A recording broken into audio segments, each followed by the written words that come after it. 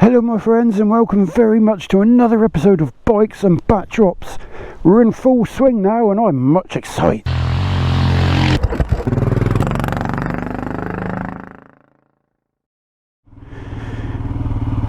Yes, I am much excited indeed.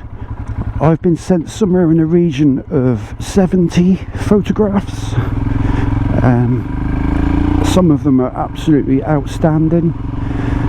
So just in case you're not aware, the idea is that you send me pictures of your bike with an interesting or an unusual backdrop, something out of the ordinary.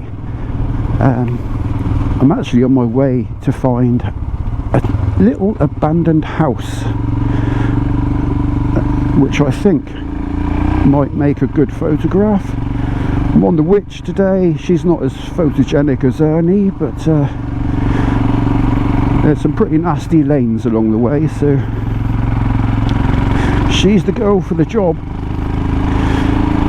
Right, I'm going to kick off with a photograph from Quentin Gazziola. What a cool name that is, eh? Quentin Gazziola. He sent me a few photos and I'm going to share these over a few videos, I think. Right, so first up is this one, Quentin's Royal Enfield Classic 500 in front of an old paper mill. Oh, look at that. There's sunflowers. How cool. Right, let's read up on this photograph. This is his Classic 500 taken in Montfourat in the southwest of France, and the factory's an old abandoned paper mill. It was one of the biggest paper mills of the area, and it was active from 1834 to 69. He said some of the buildings can still be visited, although they're very dangerous, and he said it's one of the many testimonies of the Industrial Revolution from the 19th century in the southwest of France, as in many other regions of France and other countries. That's awesome. More great shots to come from Quentin in the future.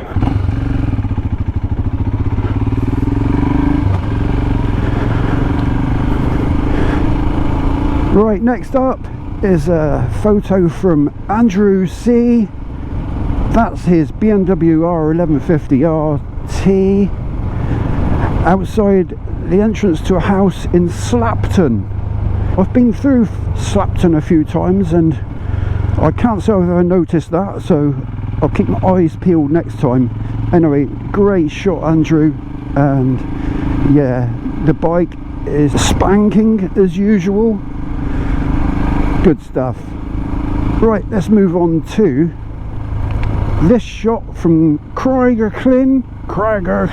I can never remember. He's up in Snowdonia. This is his Vespa GTS 300 outside a disused petrol station. I'm not sure if I'm going to remember this, but it's somewhere on the A4086, somewhere between Llanrug, don't know how that's pronounced, and Gwynedd. While I'm talking about Callington, I'll take this opportunity to say congratulations on the 1,000 subs. Great going. Thanks for the photo too.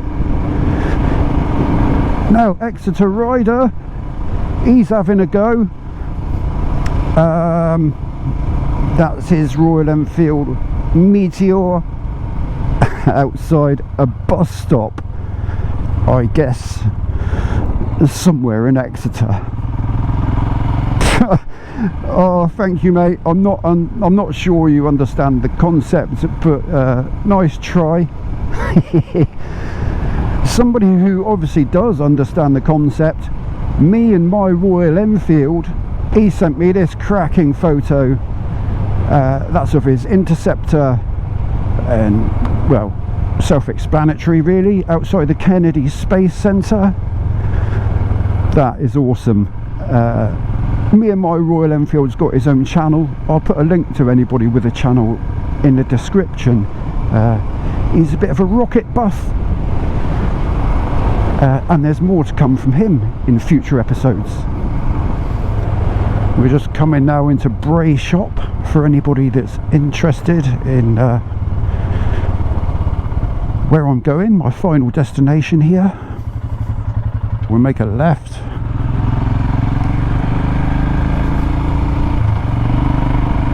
Left again. I love this little lane, especially when we get to the trees. But before we get to the trees, let me show you this picture. This is sent to me by Spectre 223, and that's his Triumph Bonneville in front of the gable end of a house with a painting of David Attenborough and Jane Goodall. How cool is that? The artist, if I remember rightly, was Joe Greenaway, and I think that was at Dolsdon Place in Plymouth, and I might just have to go and find that one for myself, because yeah, that's cool, eh? Thank you very much, Spectre. Another Triumph here. What a sexy bike that is. Yet another gateway view there. This was sent in by Phil Green of Old School Motorcycles Limited. That's his 1960 Triumph T110 650 in front of St Mary's Church, South Dalton, East Riding. Hey, what a pretty motorcycle.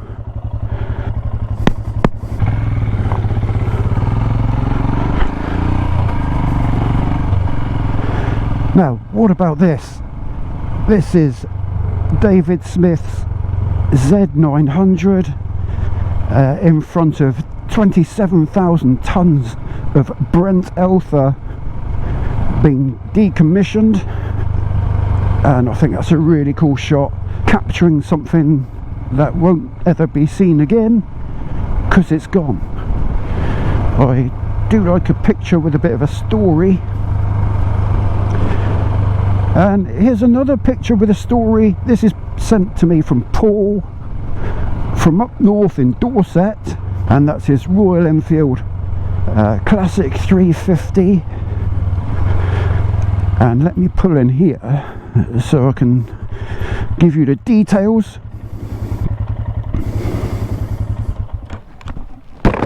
Right, I'm going to quote Paul word for word on this. He says, this is one of Dorset's 4 red posts.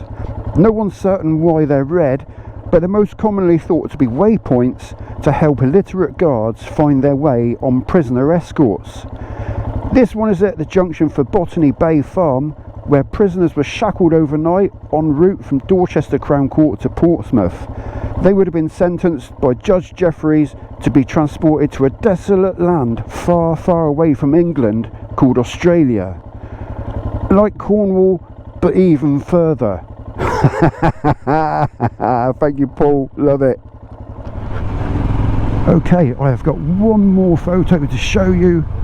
Sent in from Frankie's World, or Frankie of Frankie's World, and I'll just navigate this horrible little lane and find somewhere to pull in and tell you about it. It is a sketchy little lane, but I love it. I love the surroundings.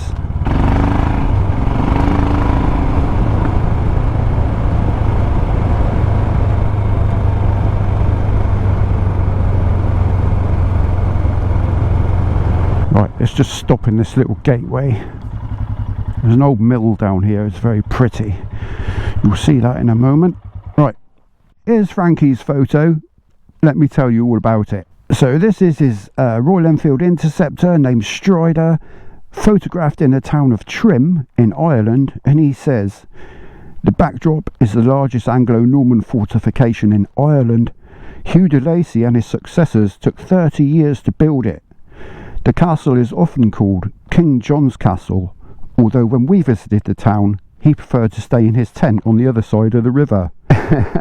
I think the King John and his tent he was referring to is Jana Fox of Royal Enfielders Ireland, a group that Frankie is part of. And on that note, I've been sent many great photos from the guys at Royal Enfielders Ireland. The next episode will be dedicated entirely to them.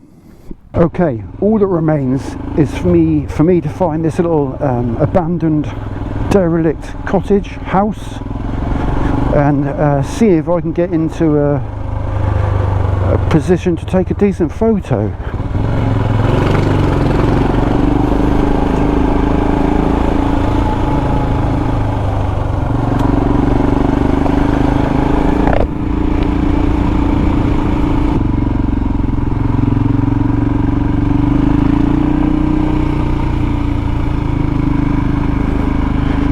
Right, there it is.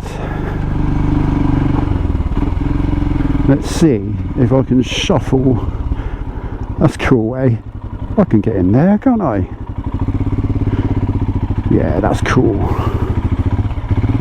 Slightly concerned about the bike falling over. I'll pick it up if it does. Right, let's see about getting this photo.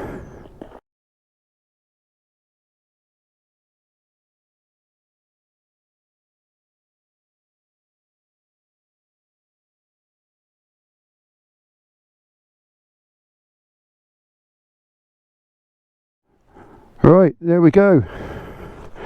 Let's see if I can get this bike up and out, because it's pretty boggy in there.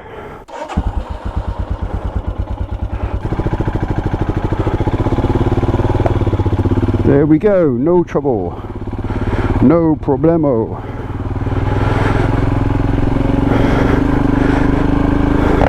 So that kind of concludes this episode of Bikes and Backdrops. I'm sure you now have the idea. Feel free to send me your photos, make it interesting, unusual, out of the ordinary, and send it to saddlebags73 gmail.com at gmail.com, and I'll see about getting it on the channel at some point. A huge thank you to all you guys that have sent your photos in. Really, I'm overwhelmed. It's had a much greater interest than I had anticipated. I've got a lot of work to do to get through the photos, but I'm really enjoying it and happy to share it with you. Okay, as always, thank you ever so much for watching, and until next time, take care. Ciao for now. Bye bye. We'll ride the roads together, just you and me. By the magic of a YouTube, the Saddlebags and